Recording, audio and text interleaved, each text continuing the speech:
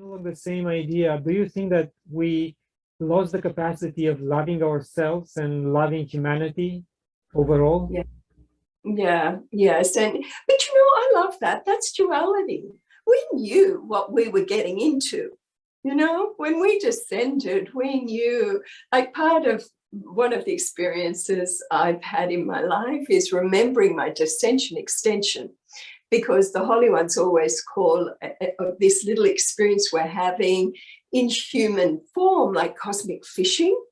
It's like, and this little drop of who you really are on this ray of light dips into life on Earth and the density where molecular structure can gather to give us form. And so we just get so caught up in what's at the end of the fishing rod, and we forget we're a line of light, and we forget the source we've descended from. And I remember reliving my whole choice of when to come in, when my parents were making mad, passionate love, having been separated for a year or two when they migrated to Australia. And I was just like, I had friends and all this vibration of joy, pure joy, just so much love. And it's like, I'm going in.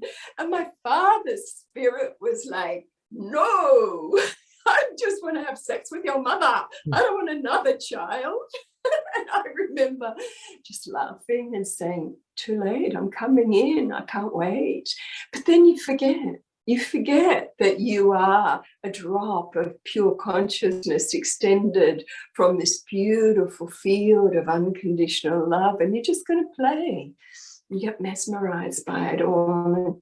You feel separate, and the game is very fascinating, but you look at what the gifts the game gives you, and the gifts the game gives you of duality, them, us, love, fear. The gifts we get are wisdom, because we suffer so deeply from forgetting. We end up in, oh my God, I don't know how to do this. Oh, help. How do you navigate life on Earth? You're in your heart, you go into prayer, maybe you're coding, maybe whatever, but you're always given what you need when you need it. And then you gain wisdom from that unhooking, that feeling of separation. And then you gain virtue, and you gain patience, and you gain compassion, and you gain empathy, and you gain perseverance, and you gain the ability to really surrender, and humility, where you realize the more you think you know nothing at all. And I love this kind of duality, and it serves its purpose to give us wisdom and virtues when we get over the, why is this happening to me? It's not my fault. I go, I wonder what the gift is here. I wonder what wisdom I'll gain from this challenge. I wonder what virtue I will really gain through the living deeply through this. And then when you have that attitude, you just gain the awareness quickly, and then you come back into another zone again, having become richer. One thing, like my light beings say to me, you have no idea the importance of the global ascension that Earth and her people are going through now, and what has stimulated it and what is lubricating it. And what is lubricating it is the richness of heart of the human species, because you have suffered. Because you played the game of diving into physical form, extending into physical form, forgot who you were, got right into an amnesia of living on this planet, and suffered because of the forgetting, because no one suffers when they're at one with their pure nature. It's just unconditionally loving experience of joy and celebration and gratitude. So because of all that, we have 7.5 billion hearts that are filled with virtues and wisdom, because of the depth of what everyone has gone through repeated embodiment, through linear time, gaining wisdom, gaining virtues, gaining all that we've gained. And that's a collective vibration that is now moving off planet Earth to stimulate a universal ascension. And that's never happened before. Ever. So are you That's saying that special. Yeah. all the hearts of the 7 billion are pretty much in sync, and there is not necessary to have a critical number out of the 7 billion, which will Mm. take us through this ascension process? We've already reached that a long time ago. We went on an unstoppable track in 1987.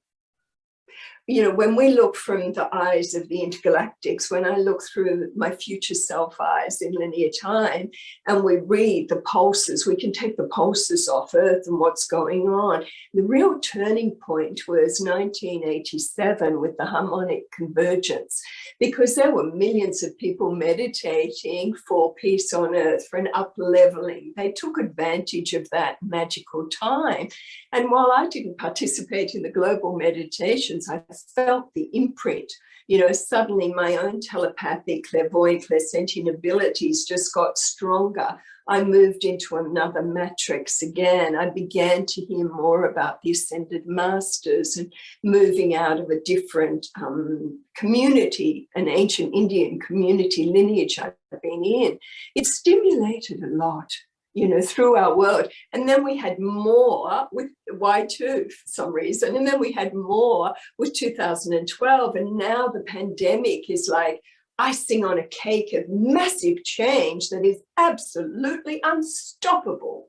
And now we're in high-speed mix-master blend. And I would just say, stop watching the mix master. It's going to take a while, as long as it takes, but it's really choppy times. But we can unhook, just drop back to now moment awareness, be with the breath, be in heart-brain coherence, heart filled with gratitude. We'll have a very different experience through the choppy times, because we won't be anchored in duality, we'll be anchored in the zone of peace within us. Yes, and I think for me at least, if I detach myself for certain events, I can keep an even emotional state, and that will give me a different perspective at what's going on. So I will always recommend to my friends not to react right away to certain events, certain happenings in their lives, but detach themselves. Take at least even 2-3 minutes is enough for them to reassess the situation and act accordingly. Yes, I recently asked people on Facebook and our social media just a simple question: what brings you joy? And it was so interesting because it's what brings me joy. And they were saying things like, oh, not watching, and you know, unhooking from social media, not watching the news. In fact, they didn't actually even talk much about that. They just said, I love gardening. I love being with my animals. I love sitting silent in Mother Nature. I love just being still and meditating. I like walking in the mountains and walking on the beach. I like hugging those I love. I like being with people who uplift me. I love silence. It was just beautiful. And they're all so now moment aware, because I think the good thing about this current shakeup, and I get it, all in my community. I meet strangers, and I live alone in my mountain ashram, and I spend a lot of time in solitude and silence, which I love. And then if I feel like I need some company, apart from when I see my husband and children and grandchildren, I just walk through the neighborhood and get dog love. You know, lots of dogs giving me love. I love dogs. And I talk to the owners of the dogs, and everybody's just saying they are just appreciating the now. They're just appreciating the simple things in life because they have no idea what's going to happen tomorrow. They're letting go of control. They're letting go of planning. They're letting go of an imbalance in the work-life scenario. They're coming more into balance, where they really spend time appreciating the important things. And they're finding from these choices, they're getting healthier. They're getting stronger. They're getting more energized. They're getting a more bigger picture awareness. And these aren't people who meditate, except gardening is like meditation. Sitting still and enjoying a sunset is like meditation. It's just an opening to another level of awareness, which is so healing.